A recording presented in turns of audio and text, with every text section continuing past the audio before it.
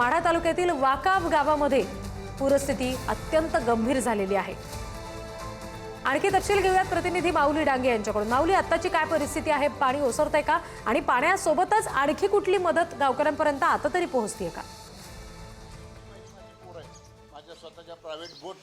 यदि आपण नक्कीच पाहिलं तर सीना नदीला महापूर आला होता। त्यामध्ये करमाळा असेल, वाकाव असेल आणि उंदरगाव असेल, दारफळ असेल, या गावातील पुरांना पुरामुळे मोठा फटका बसला होता। आपण बघितलं की जे गाव वाकाव जे गाव आहे, जे आरोग्य मंत्री तानाजीराव सावंत यांचं जे मूळ गाव आहे, त्या गावामध्ये आता आपली पुढारी न्यूजची टीम पहिल्यांदा पोहोचलेली आहे की ज्या गावामध्ये आजपर्यंत पुरामध्ये कोणीही पोहोचलं नव्हतं, ते गाव आता पुरातून ओसरायला सुरुवात झालेली आहे। आपण एकंदरीत पाहिलं तर आता जे आरोग्य मंत्री तानाजीराव सावंत यांचे बंधू प्राध्यापक शिवाजीराव सावंत हे सुद्धा गेले 5 दिवस पूर्णतः बंगल्यामध्ये होते, पूर्णतः ते पाण्यामध्ये होते। आपण त्यांच्याकडून जाणून घेणार आहोत की कशा पद्धतीनं, काय सांगाल की 5 दिवस तुम्ही स्वतः या वाकाव गावामध्ये पुरामध्ये होता? 5 दिवस इथे थांबलो ना, कारण 5 दिवस थांबल्यानंतर ह्या माझ्या आसपासच्या ज्या वस्त्या त्या लोक आहेत, ती गावातील लोक,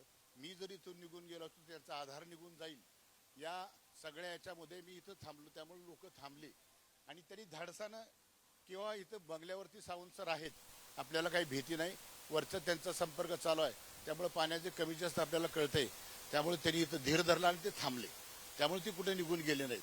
पण परंतु ज्या जी काय अफवा येत होत्या किंवा ह्याच्यावरती व्हॉट्सच्या माध्यमातून येते की 5 फूट पाणी वाढले, 10 फूट पाणी वाढणार आहे, अशा माध्यमातून बातम्या आल्यानंतर ती जी काय लोक होती गावात घाबरलेली, ती सगळी लोक रेल्वे स्टेशनच्या चढावर जाऊन बसली आणि त्यांनी बाहेर काढण्यासाठी मी शासनाला वारंवार फोन केले, तहसीलदारला केले, BDOला केले, PSIला केले, PIला केले, सांगितले की असं असे लोक घाबरले, तुम्ही ताबडतोब शासकीय यंत्रणा इकडे पाठवा।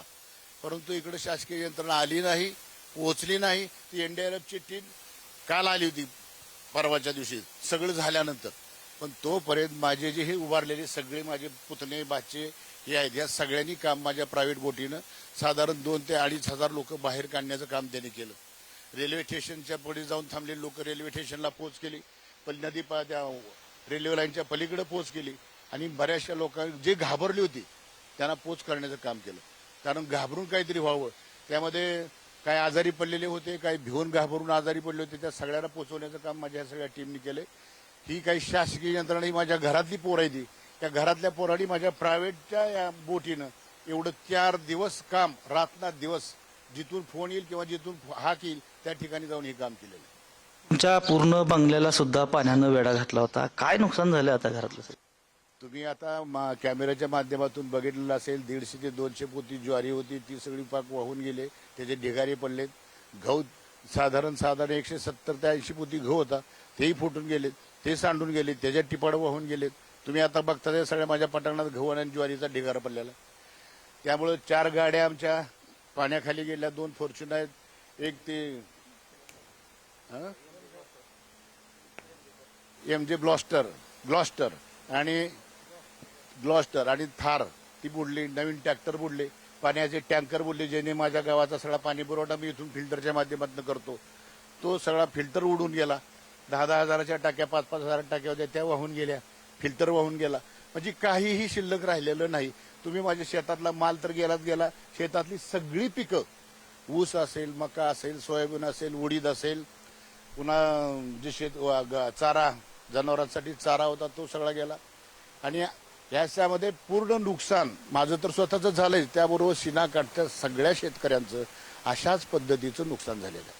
आपले बंधू आरोग्य मंत्री माझे तानाजीराव सावंत यांचा काय फोन वगैरे काय आला होता का? त्यांचा फोन नाही, त्यांचा संपर्क नाही, त्यांनी आमची विचारणा केलेली नाही, कारण ते मला आता सध्या राजकीय विरोधक समजतात ना, त्यामुळं त्यांच्या जीवावरती माझं काय असं काय अजिबात नाही।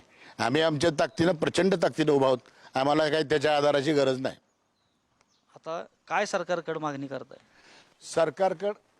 सरकारकडे अशी मागणी करतो की आता जी मी TV वरती पाहतो की अजितदादांनी घोषणा केली 5,000 रुपये आणि 35 किलो धान्य, एवढ्या 5,000 रुपये आणि 35 किलो धान्यानं ही संसार उभा राहणार नाहीत।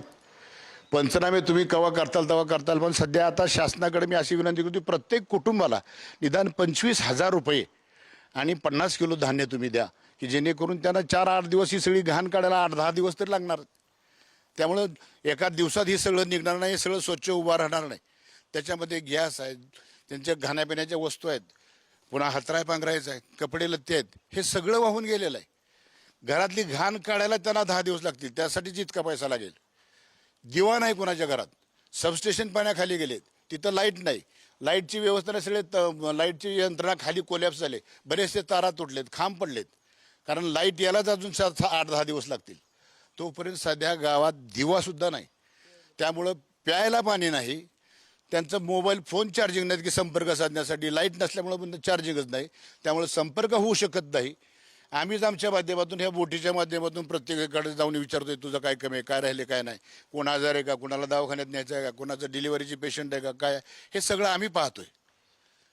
कारण या ठिकाणी जर मी गेलो तर इथं ह्या गावाला आधारच नाही ना, आणि आधार नसला तर लोक घाबरून काहीतरी वेगळं काहीतरी निर्णय घेतील करतील, म्हणून मी इथं थांबून राहिलो. आणि गेली 5 महापूर आले, 5 महापुरामध्ये मी इथंच थांबलेलो होतो, कारण मी इथं थांबलो की लोकांना आधार पोचतो की इथं आहे, तोपर्यंत आपल्याला काही भीती नाही. दुसरी महत्त्वाची गोष्ट की पाणी 5 महापुरामध्ये एवढं प्रचंड प्रमाणात कधीच आलं नाही. आत्तापर्यंत जेवढं मोठ्यात मोठं महापूर आलं त्यांच्या गेटमध्ये पाणी आलं, त्याच्या पलीकडे पाणी कधी आलं नव्हतं. पण माझ्या 60-65 वर्षाच्या आयुष्यामध्ये एवढा मोठा प्रचंड महापूर मी पहिल्यांदा पाहतोय. आपण या पूर परिस्थितीमध्ये स्वतः या बंगल्यामध्ये होता, आणखी कोणाचे मंत्र्यांचे वगैरे तुम्हाला काही फोन वगैरे काय आले का? नाही, मला कोणाचे फोन पिन नाही आले. आमचे सगळे नातेवाईकांचे फोन आले, मित्रांचे जी. फोन आले की तुम्ही तिथं थांबू नका, लगेच निघून या. अगदी अगदी सगळे माऊली, जसं त्यात तुम्ही आता त्यांची पक्षाचे प्रतिक्रिया असतील, घेताय विरोधी की पक्षाचे प्रचंड असतील, मोठं सगळ्या नुकसान आता संपूर्ण गावातच झालेलं आपल्याला पाहायला मिळतंय.